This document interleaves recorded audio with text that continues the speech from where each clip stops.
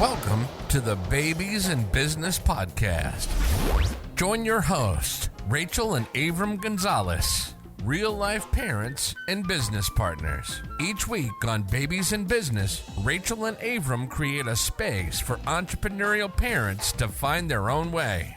They'll dive into insights on topics like leadership, efficiency, self-awareness, budgeting, and human psychology as they nurture their family and build their business. Here's your hosts, Avram and Rachel. Welcome back to the Babies in Business Podcast. This is your host, Avram Gonzalez, joined by my fabulous and wonderful co-host, Ms. Rachel Gonzalez. Today, our podcast is How Speaking Baby Makes You a Better Leader. And I'm pretty excited about this topic today because, you know, when that baby comes out, they sure have a lot to say. And you don't always know what it is, what they're saying. And you start thinking about it even when they grow much older. Look at your adult friends. Some of them really have a hard time communicating too, don't they? You don't always understand what somebody else is saying or trying to say. And that's what today's episode is about. Yeah, and I think some people don't really even know what they want either. So it's reading between the lines. I think this podcast is really about reading between the lines. I think so. And it's about the verbal and the nonverbal communication. And sometimes you'll be getting information. You call it verbal information, baby. It's like those are all different cries. And that's one type of communication. But there's also, what is their body saying? How are they acting? What are they doing? So let's dive into today's topic. And Rachel is going to be our shining star today because she's really the one that spoken fluent baby probably since she was about out of diapers. This woman, just by the way, 10 siblings, 39 nieces and nephews and counting. She's seen it. She's babysat quite a few people, changed a lot of diapers. Man, I have been through a lot of firsts, but this is not about me. This is about speaking baby. Rachel, tell me a little bit about your journey in learning to speak baby and understanding the cues that our son is giving. Yeah, so I think it really has to start back at the time that I wanted to have kids. I wanted to have kids years ago, and I was with someone that just didn't want to have kids. I've always wanted to have children of my own. I just really adore children, and I know that I could be a good mom. I watched my mom be a great mom. And while I struggle with some things about my mom and my upbringing, I really do admire her and cherish the things that she taught me about being a mom. And I had my first child at 35 years old, 35 and a half actually. And I just was so excited to have a baby. And I had this internal commitment to not complain about anything. I know that babies are hard. I've babysat babies. I've been an aunt to nieces and nephews and all sorts of different situations. I've been around children. I've babysat a lot of babies. But having your own baby is totally different. It is exhausting beyond measure, to say the least. And I really didn't know all the things that I would face, like struggles with nursing and struggles with sleeping and struggles with healing from having birthed the baby and all these different things and all the hormones that are going on through my body and all the personal things that are going on in addition to welcoming this beautiful baby into our home. And so when I am hearing him cry, like he could be crying at the top of his lungs, my ears, my question to myself is, what's going on? What is really going on? Not placing my personal needs and my agenda above his. Oh my gosh, looking at my watch and saying, it's been 5 minutes. Why aren't you asleep yet? Or I need to get back to something, or I have other plans today. I just try to sit and ask the questions to him and find that energy that he's coming to me with and be able to meet him where he is, comfort him if he needs it, or just sit with him. And there've been multiple times where I'm just really exhausted and I'm crying and he's crying and it's okay, but we're together. And through the therapy that I've gone through, talking about what we can do for our babies, just being there, like the best thing that we can do is take care of ourselves so that our baby can regulate off of us. So when we are well regulated, meaning that we're not upset, we're not frustrated, we're not any of these negative feelings, baby actually takes that on and they learn how to regulate that way. Babies regulate their heat and all sorts of different things with us, laying on us, feeling our skin, hearing our heartbeat, all those different things that we need to do during those first times in their life. And this is how we speak baby. We try to get in tune with this new being that is learning everything about being a mortal person. Like they just came out of being in water, that fluid, their entire being so far.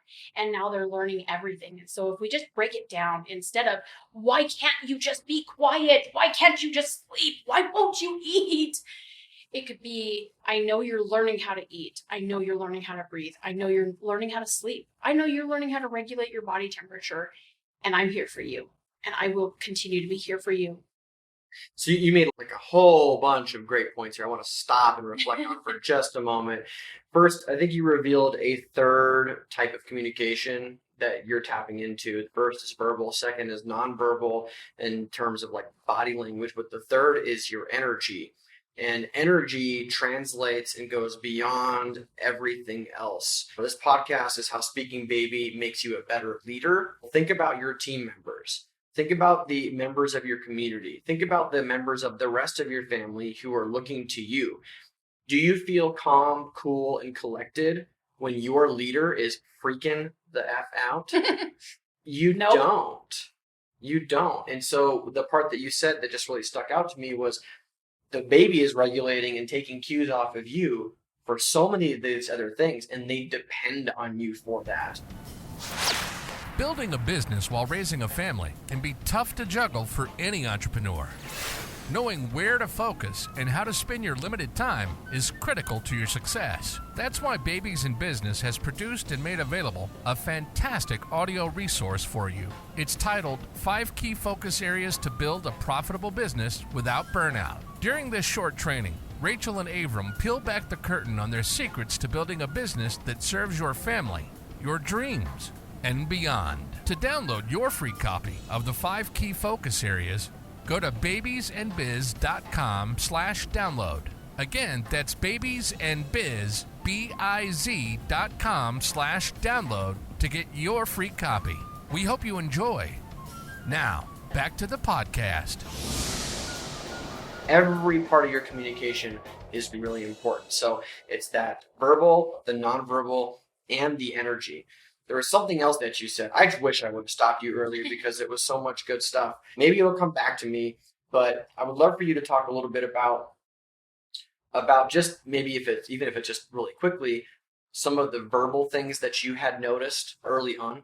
Or I know how things change pretty quickly. You see the first verbal signs before things escalate, then things change, and it's almost like you can't tell what's going on. Yeah. Once they do. Talk about that. Let me see if I can reflect what I was hearing from you earlier. Yeah, some of the verbal things are like a baby is going to let you know that they're hungry 30 minutes before they're actually needing food, because that is what lets them live, is that they eat. And so as we take care of them, like I would notice from him, he would just make a certain kind of noise, and that told me that he was hungry.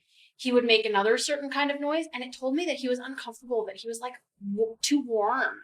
He was born in the summer, and I was dressing him pretty warm for a while because I thought he's not used to this atmosphere and the changes.